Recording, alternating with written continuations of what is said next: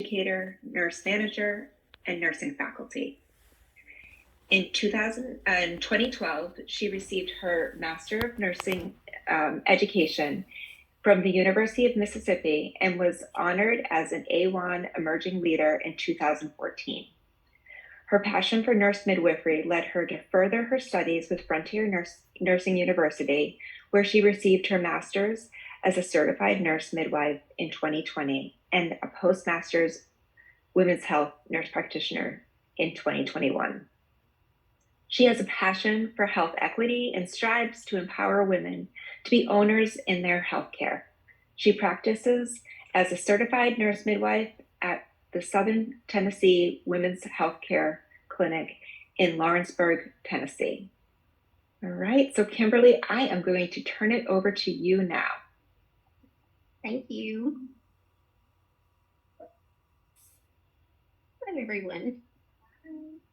Thank y'all for being here. I appreciate it. We will get started. So, good afternoon. Welcome, everybody. I'd like to recognize my Southern Tennessee site sponsor and mentor, Greg Dickerson, and Allie Daniel. Sorry, I got y'all's names confused. And then a special thank you to my faculty advisors, Dr. Kristen Gianellis and Dr. Chris Kaufman.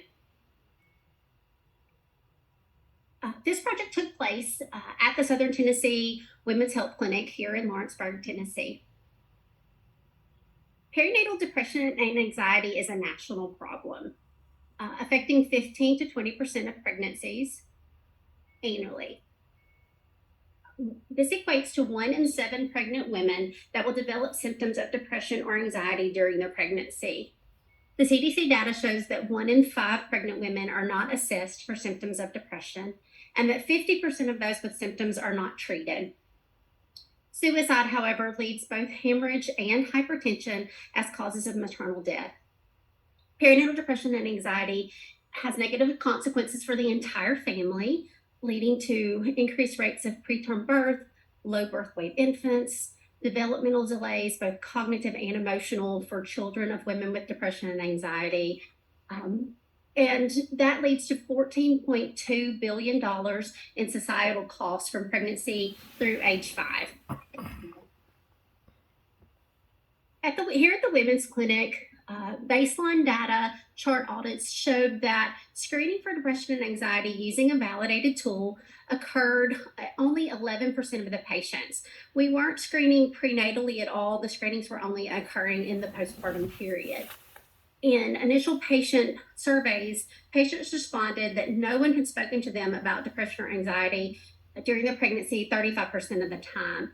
And the clinic didn't have a good algorithm for treatment plans, management, or follow-up. In a baseline survey for team members, on a Likert scale of 1 indicating no skill and 5 indicating I feel that I'm very knowledgeable, team members responded to a question regarding I feel that I have the skills to assess, screen, and care for women with depression and anxiety with a median of 2.5. Universal screening in the perinatal period is recommended by many professional organizations. ACOG recommends that we screen at least once during pregnancy and then again in the postpartum period. Postpartum Support International goes further to recommend that we screen with the initial OB contact, second trimester, third trimester, and the postpartum visit. The Council on Patient Safety and Women's Health, as well as the American Psychiatry Association, recommends the establishment of systematic response protocols for positive depression and anxiety screenings. The state of Georgia and Massachusetts both have created toolkits for obstetric providers and that have evidence-based algorithms for management and follow-up using the EPDS as the screening tool. The EPDS is the Edinburgh Postnatal Depression Scale, and it has been validated for screening for depression and anxiety in pregnancy and postpartum with sensitivity and specificity of 80 to 90%. Effective care was the rationale used for this project. The Institute of Medicine domain of effective care is really utilizing the best available evidence to provide pertinent care while minimizing overuse and minimizing underuse. We did use the EPDS as the tool to screen at key intervals during pregnancy and postpartum, and an effective care checklist was developed to guide management and follow-up. The aim of this project was to improve effective perinatal depression and anxiety screening and right care for women at a women's health clinic to 80% in 8 weeks. Again, this project took place at the Southern Tennessee Regional Health System's Women's Clinic. This is a hospital-based clinic with 2 certified nurse midwives and a women's health nurse practitioner seeing 60 to 80 perinatal patients weekly. The demographics of this population, it's 75% Medicaid, 22% private insurance, and 3% uninsured. It is a largely white population at 95%, with 4% African American and 1% other. This quality initiative used a rapid cycle plan, do, study, act, or PDSA methodology. 2 concurrent data-driven tests of change focusing on screening and effective care were carried out every 2 weeks. This project was excused from the Institutional Review Board at Frontier Nursing University because it does not meet criteria for human subjects research and does meet federal requirements as quality improvement. And no funding was received for this project. There were 2 core interventions during the project. The first was depression and anxiety screening. This was done at the new OB visit, the 24 to 28 week visit, the 35 to 36 week visit, and again at postpartum visits. We did use the Edinburgh Postnatal Depression Scale, or EPDS. As I mentioned before, this is a validated 10-question tool. Each item on the scale is scored on a Likert scale of 0 to 3, with total scores ranging anywhere from 0 to 30. The literature shows that the EPDS can be considered positive with cutoff scores of 9 to 10. However, the accuracy in screening increases with scores that are around 12 to 13. So for the purposes of this project, we chose to go with an EPDS score of greater than 13 being a positive screening. The second core intervention was the effective care checklist. Our effective care checklist was modeled after the algorithms and toolkits from Georgia and Massachusetts. Each of the care checklists was individualized for score ranges of 0 to 9, indicating no depression, 10 to 13, possible depression, 14 to 18, moderate depression, and greater than 19, severe depression.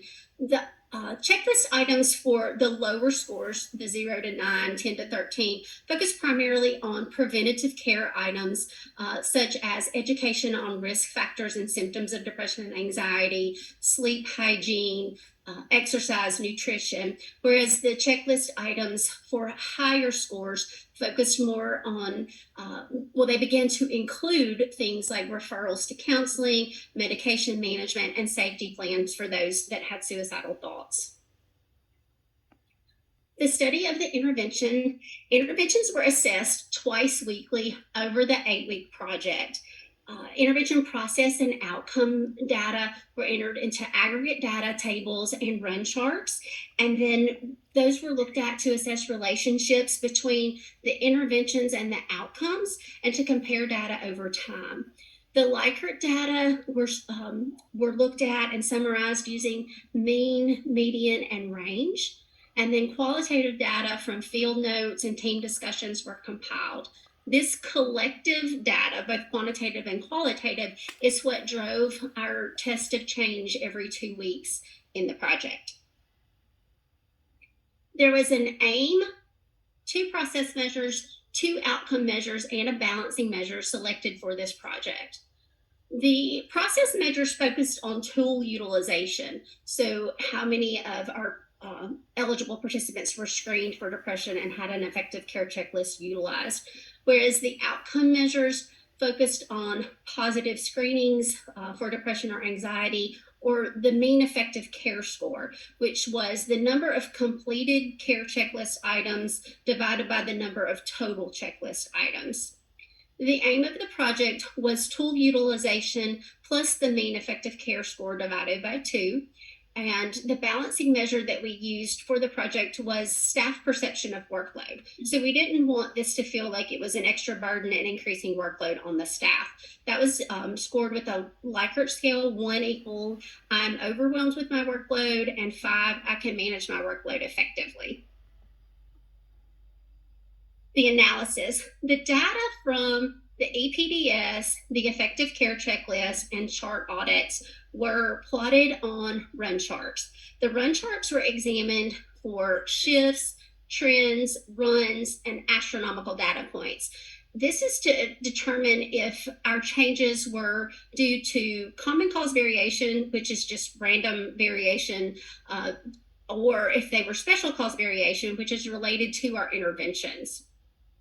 Data tables were used to stratify and compare the data and look at it over time. The individual EPDS responses and the individual effective care checklist items were analyzed for patterns, and then the field notes and qualitative data were evaluated for themes.